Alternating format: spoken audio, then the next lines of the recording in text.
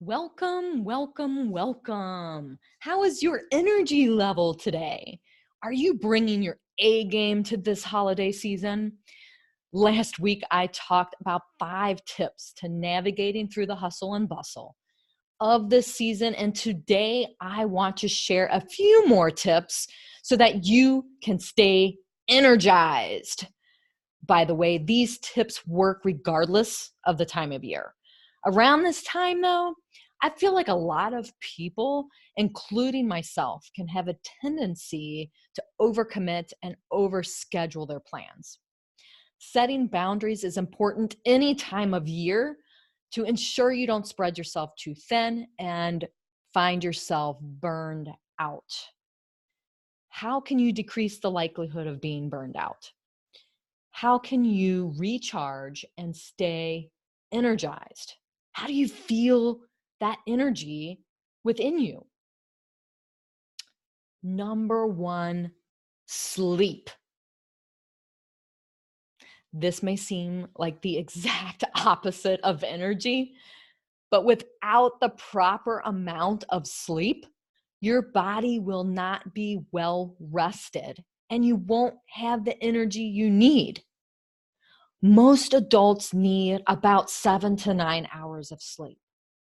There are numerous studies out there that show that a sleep-deprived driver is as bad or worse than a drunk driver when it comes to alertness and reflexes. We need sleep, and in order for the body to rest, to recover, to rejuvenate, and be energized, we have to let our bodies rest and heal themselves while we sleep. In addition, we need to find moments during the day to rest and recharge our brain. A lot of us are at computers all day long.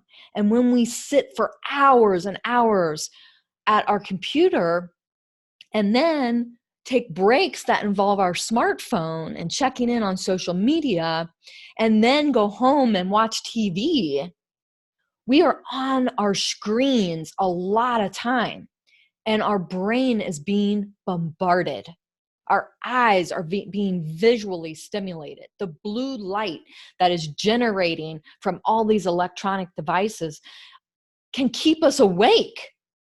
So it's really important to get away from that stuff for several times during the day. Now, there have been studies out there that show that most people, for attention-wise, should take a break every 2, maybe even 3 hours. But really, I would say once an hour. There's an author, Brendan Burchard, and he wrote a book called High Performance Habits. And he talks about this as well, as yes, you can go for 2-3 hours, but your brain really probably would benefit most from a break every 50 minutes to an hour. If you think about how schools are structured, a lot of schools are structured with classes that are 30, 48 minutes long, 55 minutes long, longest maybe an hour and a half at the college level.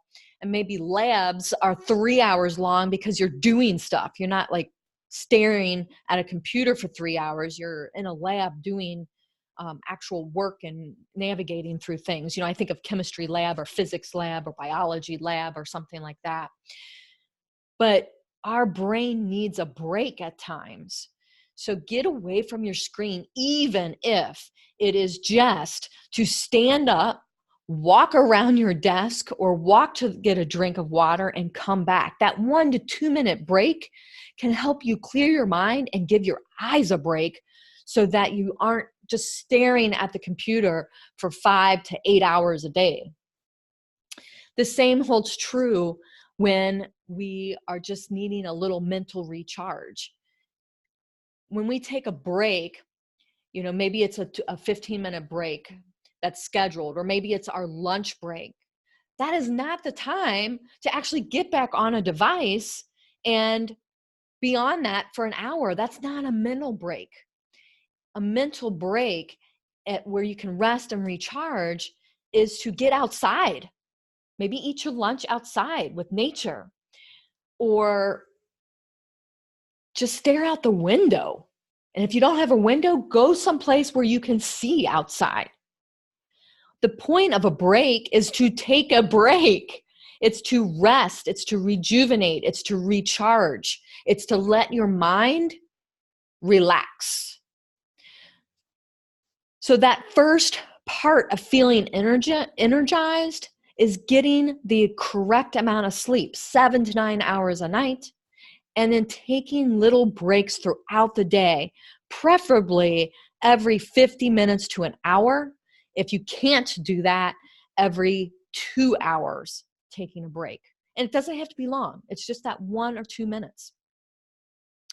The second tip to recharge and feel energized is eat.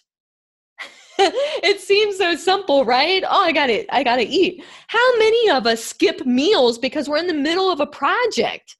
How many of us skip meals because we just got to get that one final thing done and then we'll eat? And the next thing you know, it's an hour, 2 hours later. Oh, well, now I don't want to eat because I'm going to eat dinner in an hour. I don't want to eat my lunch this close to dinner time.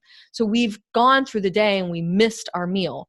Or we missed the meal in the morning, the breakfast meal, because we sleep in. Or we stayed up too late, so then we can't get up in the morning. And so we skip breakfast. You know, breakfast is there because you are breaking a fast from overnight. You are breaking a fast. That's the purpose of breakfast. You've fasted all night while you were supposed to be sleeping, and you're taking a break from that fast and eating something to nourish your body and give it energy. Food is fuel. Food is fuel for your body. And if you do not refuel, what happens? You feel lethargic. You feel like you're running out of gas. You bonk in the middle of the day when you should be alert. Your sugar levels drop. You get a headache. Some people might get the shakes or the trembling of the hands. You have to eat. And then avoid heavy foods that just sit there and make you feel like you don't want to get out of your chair or off the couch because you feel like a sloth. Heavy foods do that. Those heavy foods that, fast foods that have a lot of grease in them, that have a lot of, well, frankly, who knows what's in them. There's a lot of chemicals and some of that stuff. But they just kind of sit there. They're really high caloric. A lot of fast food meals can be 2,000 to 3,000 calories in one sitting. And the average American should only be taking in 2,000 calories a day. Some are a little bit less, some are a little bit more. But these heavy foods that are processed and have lots of creams in them and have lots of grease and bad oils in them, they just sit there and they make you feel like a sloth and then you don't want to move. Focus on whole grains, focus on fruits and vegetables and healthy oils like avocado oils or olive oil. And more importantly, drink some water. Dehydration can make us feel lethargic as well. Just 1% of being dehydrated, meaning 1% loss of your body water content, can throw your whole body off. So make sure that you eat and that you drink lots of water to refuel your body so you have the energy you need. And you have, when you take in that food, that's fuel. You want to capture those resources so that when you want to do things, whether it's mentally think about something, you don't want to be mentally thinking about food. Oh, I'm so hungry. I'm so hungry. That's not what you want. You want to feel energized. You want to feel like you are ready to take on whatever comes your way. So you got to sleep and you got to eat. The third one to help you feel energized is exercise. You don't need to do a lot, just 20 to 30 minutes of something. It doesn't even have to do or be organized. It could just be you taking a 20-minute walk every day at lunch. Then you're tackling a few things. You're resting, you're getting away from electronics, which is like step number one, and you're moving, which increases your blood flow, increases oxygen to your muscles and into your brain. And you can feel energized by that 20 to 30-minute walk. Now, there's a little bit of a side note there. If you have not been exercising, I would not start with 20, 30 minutes. I would actually start with 5 minutes or 10 minutes max and work your way up to the 20 to 30 minutes of activity. You can combine little mini chores with your exercise. So maybe you're going to take a break from the computer if you work at home. This is a great little exercise. Every couple of hours, take a break and maybe you clean up a cluttered area for 10 minutes, or you empty the garbage and you're having to go up and down the steps. That might only take you 5 to 10 minutes, but you did something. Nobody says that you have to do exercise continuously for 20 to 30 minutes. It might be 3 10-minute breaks and you get 30 minutes in each day. You can be creative with that. Maybe you do something like I do in my house. I don't really have time to exercise on a particular day because I want to clean my house. Well, guess what? I do some cardio cleaning. That means I'm going running up and down the steps, and then I'm sweeping the steps. I'm running up and down to do laundry. I'm moving furniture to sweep under the furniture and get all the popcorn that's people left after watching the family movie. I'm dusting, I'm not really bending, I'm squatting and lunging, and I'm reaching for things. And so I might do that as my workout for 30 to 60 minutes to kind of get my cardio clean, is what I like to say. So you can be creative with exercise. It doesn't have to be formal. And then you can incorporate your daily chores into exercise as well. The important thing is to move. Fourth tip to feeling energized is be thankful. One of the practices that I've started over the last year is to get up and be thankful for at least one thing. And maybe that one thing, because maybe I wake up in kind of a bad mood or on the wrong side of the bed, maybe that one thing is that I woke up that day. That's okay. We start simple and we move from there. But when you start your day out and you realize all the things around you and all the people around you that you can be thankful for, I encourage you to wake up every day and say, I am thankful for, and fill in the blank. Because being thankful helps with contentment. And being thankful is a recognition of all that you already have and all the people that you love, and just an attitude of gratitude tends to bring people up and lift up their spirits.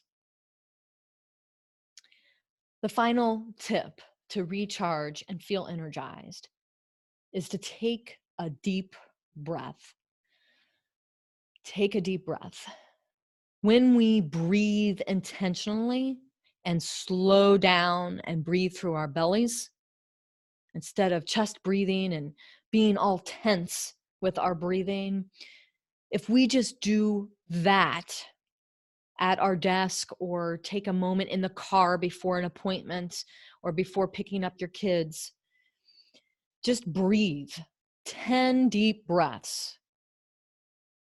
You'll actually feel re-energized. You'll feel relaxed.